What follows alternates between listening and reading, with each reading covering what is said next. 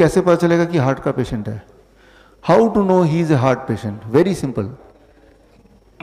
जब आप चलते हैं थकान महसूस करते हैं, जब आप चलते हैं तो एंजाइना पेन होता है यहाँ पे, जब आप सामान उठाते हैं सीढ़ियों पे चढ़ते हैं तो आपको फिर पेन होता है, ठीक है ना, अनईजीनेस लगता है, यानी कि आपकी हार्ट उतना साथ नहीं दे रही है।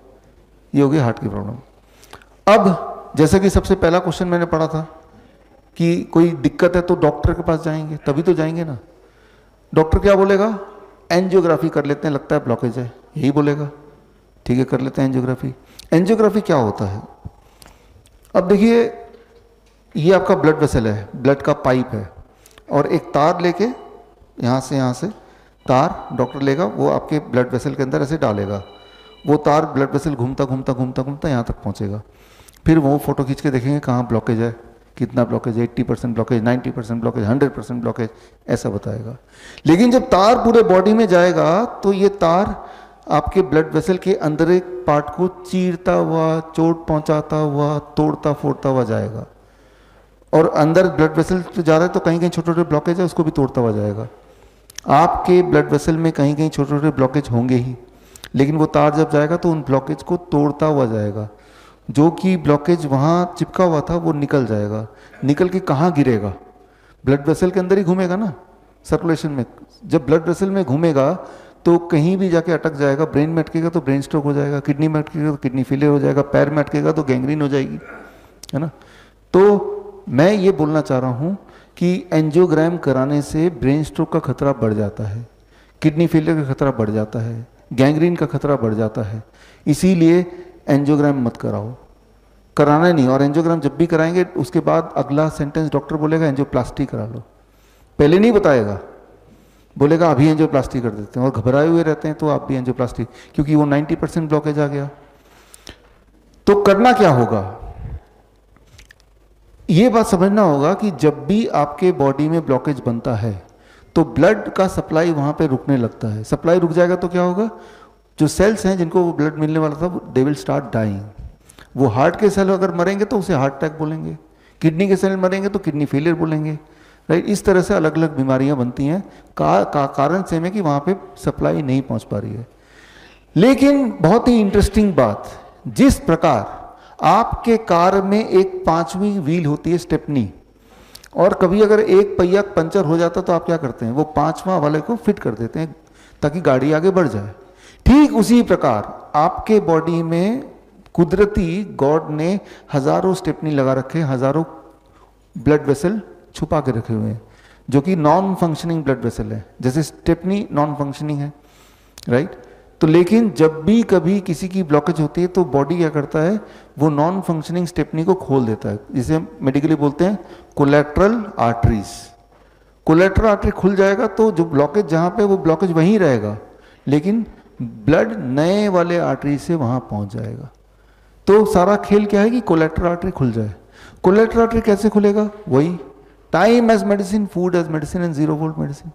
कितना टाइम लगेगा? 1 महीना लगेगा, हर दिन थोड़ा थोड़ा खुलेगा। कैसे पता चलेगा कि खुल गया है? कैसे पता चला था कि आपको हार्ट की प्रॉब्लम थी या है? कैसे पता चला था? जब भी चल रहे थे सांसें फूल रही हैं। आपके उम्र के लोगों के कंपैरिजन में आप ज़्यादा थक जाते हैं, आपको चेस्ट पेन होने लगता है, भारी सामान उठाते तो तब अनईजीनेस फील होता है। 1 महीने बाद आप देखेंगे वो सब गायब हो गया।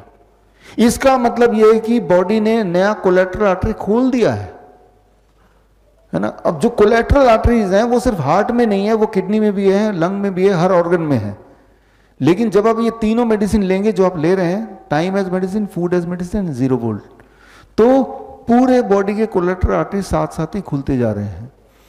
तो इस तरह से जो कोलेट्रल आर्टरीज एंजियोग्राम करते वक्त दिखते भी हैं, लेकिन डॉक्टर नहीं बताएगा कि आपका कोलेट्रल आर्टरी खुला हुआ है। डॉक्टर ये बताएगा कि आपके तो तीनों आर्टरी ब्लॉक्ड हैं। अगर तीनों आर्टरी 100% ब्लॉक्ड हैं तो इंसान जिंदा कैसे है? अक्सर आप देखेंगे कि ऐसे लोग मिल जाएंगे जिनको डॉक्टर ने बोला है कि आपके तीनों मेन आर्टरीज बंद हो गए 100%, लेकिन वो तो जिंदा है, क्योंकि उसके बॉडी ने कोलेट्रल आर्टरी को खोल दिया है। इसीलिए जब किसी को हार्ट अटैक होता है वो मरता नहीं है अक्सर। क्यों नहीं मरता है? क्योंकि बॉडी ने नए आर्टरी खोल दिए हैं, इसलिए इसे कहते हैं कोलेट्रल आर्टरीज।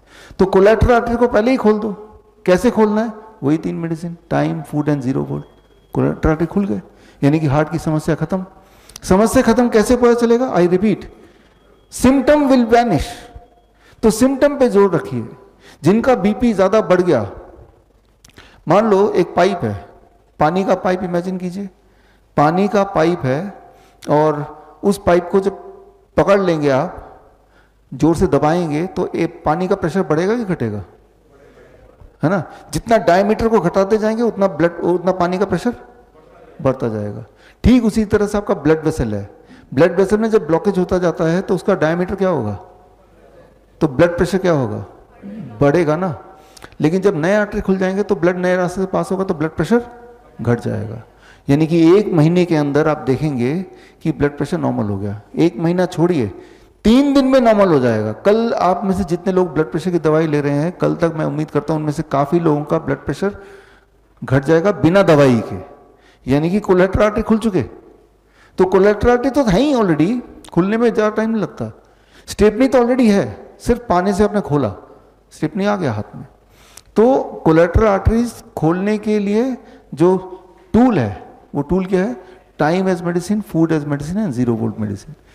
इस तरह से आप अपने आप को ठीक कर सकते हैं। बड़ी से बड़ी बीमारी का आसान से आसान इलाज घर बैठे ही हो सकता है। अधिक जानकारी के लिए कांटेक्ट करें nearest doctor BRC clinic @home।